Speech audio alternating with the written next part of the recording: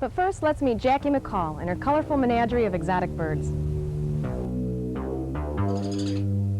The hyacinth macaws are somewhat high-strung when they're from the jungle, and they don't like strangers too much. Very good watchdogs. Even in the same species, different birds are different. Much the same as people. I do love them. They're like my children.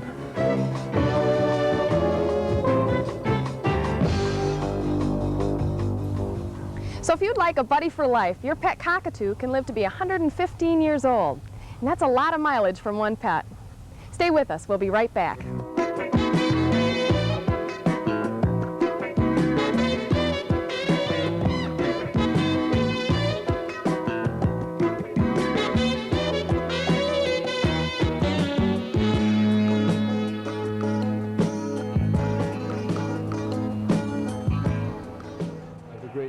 Northern Railroad. It's an HO scale model railroad.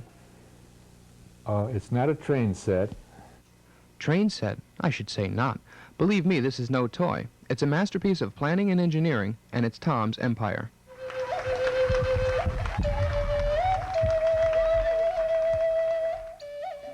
Approximately 50 tribes from all over the United States, Canada, Central America, and Mexico were represented at the Arts Festival. Each year they gathered together at the Miccosukee Cultural Center for the purpose of sharing their various cultures and customs, but also to dispel the negative myths of Indian stereotypes that have prevailed throughout the years.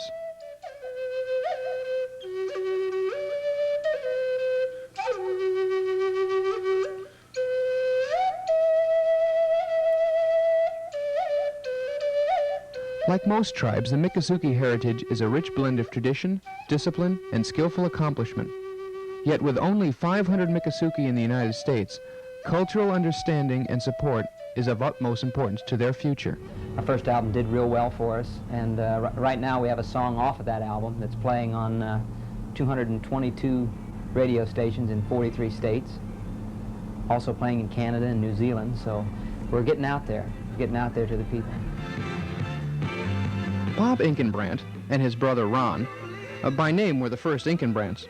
They started out as a duo playing around town in places like the Exhibition Hall. Once established, they joined forces with Karki and Woodard, another local duo that brought keyboard player Karki Karkelitz and drummer Jim Woodard into the group that was originally known as Passenger. The name had to be changed due to copyright problems, but the new choice was rather easy. We travel into the wetlands with Gulf Shore Life photographer Mark Harmel and come back with impressions of the area as seen through the eyes of this Michigan-born artist.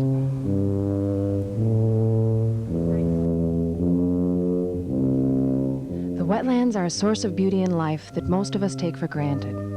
Seeing the sun break the darkness and wash the world with fresh new color, and discovering that even the smallest of forms, unseen to the passing motorist, become magnificently visible in the morning light.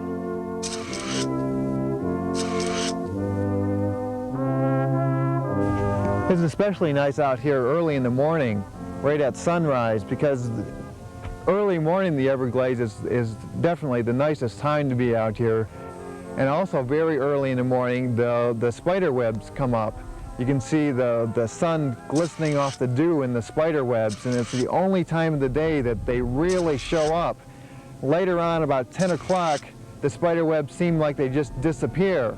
You can no longer see them, although they're still everywhere. They're just all around us, surrounding us. The wetlands are just that, land areas that are saturated with water. We know them as the Everglades, the cypress strands, estuaries, marshes, and swamps, and the vast reaches of wild country that stretch from the interior lands to the edge of the sea. Some of the best shots are really just along the side of the road. Some of the plants that you see are just waiting for you right next to the road, and you can cover so much more territory just driving along. The